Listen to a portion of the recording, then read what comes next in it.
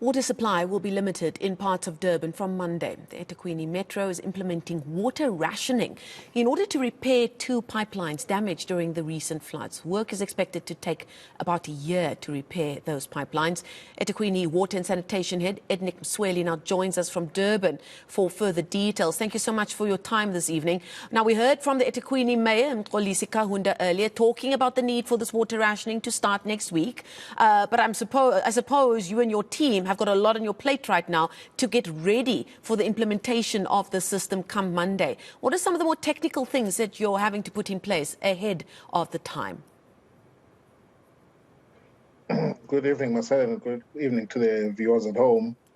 What we are trying to achieve is a reduction in the consumption of water, because we're getting about 40 megaliters less water from this particular waterworks that is affected by the storm damage.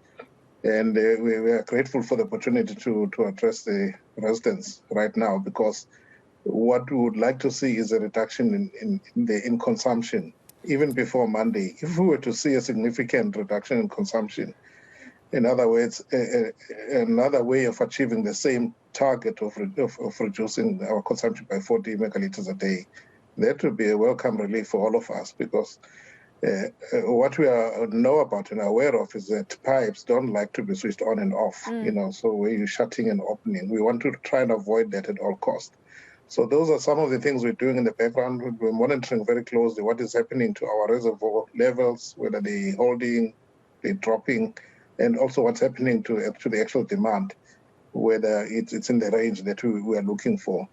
I'm just very hopeful that come Monday, that we actually don't have to do anything, because we've achieved the savings we're looking for. From what you're saying to me right now, it almost sounds like what we have been going through with Eskom and load shedding, but this is with regards to water. We get those warnings to say the system is under pressure, please reduce your use, and then let's hope that we don't have to implement load shedding levels 1, 2, 3, or 4. Is that perhaps a way to understand it? I think there's a similarity, except that here we're much more in control, because with load shedding, you get that quota from Eskom. Eskom says, I want you to achieve this reduction. If I take the example of Ethekwini, then that is controlled almost at a city level. The city will just shut between certain times. Here, control is with us as residents, because this reduction in consumption that we need to achieve, we can achieve it by controlling what happens in our houses. And the effect of that will be a saving of the water that we buy from the supplier, which is in our case, Ungeni Water. So we are much more in control with the water than perhaps we are with the electricity. I'm sure you'd understand there's probably quite a bit of frustration from residents who've now heard the news of water rationing. They've just trying to get back on their feet after the traumatic experience of the floods in April.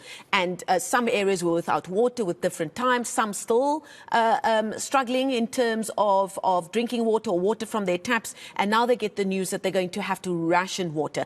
How important is communication going to be for you? Obviously, at municipal level, it is indeed key. But how important is it for every step to be communicated, especially at grassroots levels within certain communities? I think we can't overemphasize that, because even the understanding of what we are going to do, some people think it's a crisis. Some think they're not going to have water for lengthy periods of time. We are only talking at this stage about a maximum of 4 hours. So I know that there was a schedule that was on our website that had timelines that were sort of amounting to about 15 hours, but we are correcting that. It's going to be about 4 hours. So information is important, because if we don't have correct information, it's going to lead to panic. People think there's a crisis, we're not going to have water. The truth of the matter is we still have 90% of the supply. So from this particular waterworks, because to put it in perspective, we buy about 540 megaliters a day from this Durban Heights waterworks. So we are still getting 500 megaliters a day of that. It's just a shortfall of 40 megaliters. But unfortunately, the shortfall was resulting in some areas, such as Chatsworth, not getting water all the time. And this is where this thought of doing this rationing came, to say we've got water, 90% of it is there.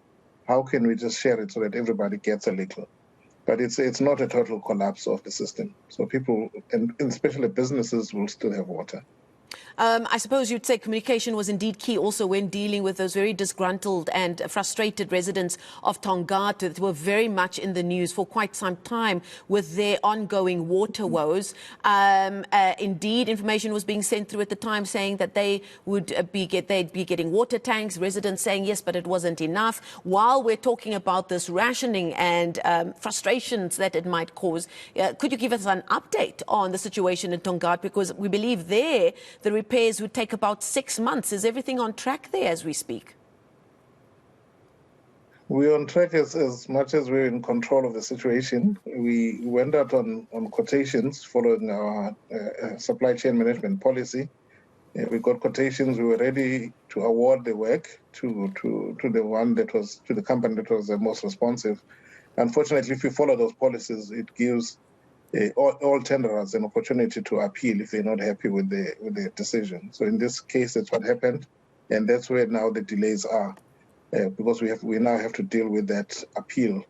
But I don't think it's going to take anything longer than another week or maybe maximum 2 weeks to deal with that appeal and then finalize the appointment of a contractor. But otherwise, it was all systems go. If we didn't have the appeal, the contractor would have been on site, but we now have to deal with that, unfortunately.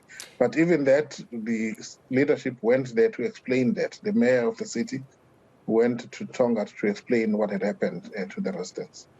Just finally, one final question back to our original discussion point. You're talking about timelines. The mayor did say the repairs on those damaged pipelines would be completed by 2023. That does seem like a long way away. Is that the timeline that you're sticking to? And would then that mean that water rationing will be with that community up until the completion of those repairs? Those are timelines that were given to us by Umgeni Water. But remember, the damage to the infrastructure is on Umgeni Water's side. But I've got an appreciation that they too are working as fast as they can. So I think it's a worst cases. So it will be between that time and maybe sooner than that. And just a final question, does that mean that rationing, water rationing, or the potential implementation of water rationing would be with that community up until those repairs are completed? Again, I would call it a worst case as well, but we're going to do our best to try and get the cooperation of our residents so that we can achieve those savings without having to do rationing. As I mentioned earlier, we really don't like doing that. But it's a worst case, yes, that could be with us until that time. Okay, we're going to leave it there. That's Ethekwini Water and Sanitation Head Ednick Msweli joining us live there from Durban.